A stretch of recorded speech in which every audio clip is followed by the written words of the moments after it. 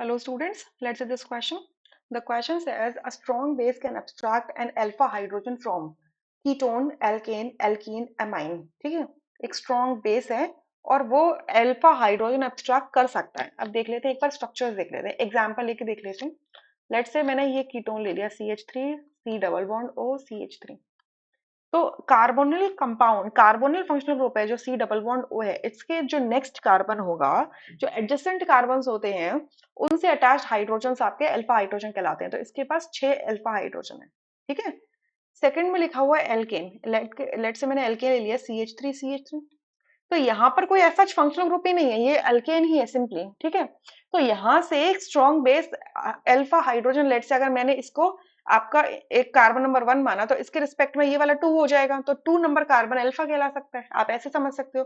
But alkene के अंदर alpha beta आप नहीं बता सकते अनलेस एंड अनटिल कोई सब्सटीट्यूशन ना हो. तो सेकंड ऑप्शन तो यहाँ से रूल आउट हो गया. ठीक है. थर्ड में लिखा है एल्केन. अगर मैंने बेसिक एल्केन ले ली CH2 double bond CH2, so again ये एक हाइड्रोकार्बन है. तो अगेन इसके अंदर भी आप अल्फा या बीटा तब तक नहीं बोल सकते जब तक कोई आपका सब्सटीट्यूशन ना हो. ठीक है. सो थर्ड ऑप्शन भी रूल आउट हो गया. फोर्थ में लिखा है अमाइन, अमीन जिसे आप कह लो. तो एग्जांपल ले लो CH3 NH2, ये ले लो, ये आपका प्राइमरी अमीन है. सो आपका जो फंक्शनल ग्रुप है वो NH2 है. सो फंक्शनल ग्रुप जिस कार्बन से लगा है वो तो आपका कार्बन क्या कहलाएगा, अल्फा कार्बन कहलाता है. ठीक है. ये कार्बन आपका अल्फा हो गया, इससे अटैच्ड क्या होंगे, अल्फा हाइड्रोजन होंगे. ठीक है. तो इसके पास कितने हाइड्रोजन है, 3 अल्फा हाइड्रोजन हो गए. क्लियर, 3 अल्फा हाइड्रोजन हो गए. सो अब अगर फिर देखो फर्स्ट और फोर्थ के अंदर अगर बेस आएगा और अल्फा हाइड्रोजन एब्स्ट्रैक्ट कर ले तो यहाँ से क्या बनेगा. मान लो कोई बेस आया, इसने एक अल्फा हाइड्रोजन लिया तो क्या बना दिया CH3 C double bond O CH2 minus, ये बन गया. अब इस कार्बन पर नेगेटिव चार्ज है और इसके adjacent carbon double bond oxygen है, तो ये क्या होगा, रेजोनेट होगा और क्या बनाएगा, एक रेजोनेटिंग स्ट्रक्चर कुछ ऐसा CH3 CO negative double bond CH2. ठीक है.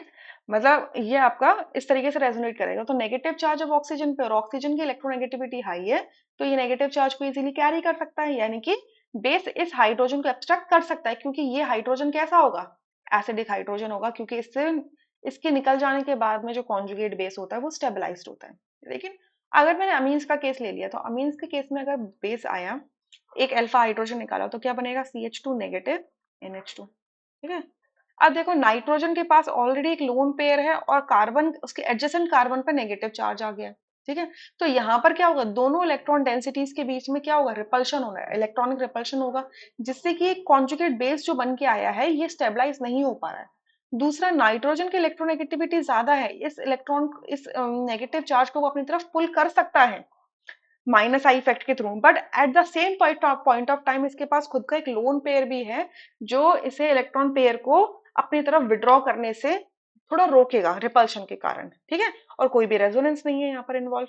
तो अमीन से अल्फा हाइड्रोजन निकालना इतना आसान नहीं होगा, क्योंकि इसका जो अल्फा हाइड्रोजन है वो एसिडिक नहीं होगा, इतना ज्यादा स्ट्रॉन्ग एसिडिक नहीं होगा. ठीक है. इस वजह से आपका फर्स्ट ऑप्शन करेक्ट होगा, rest options would be incorrect. I hope you understood this question really very well. Thank you.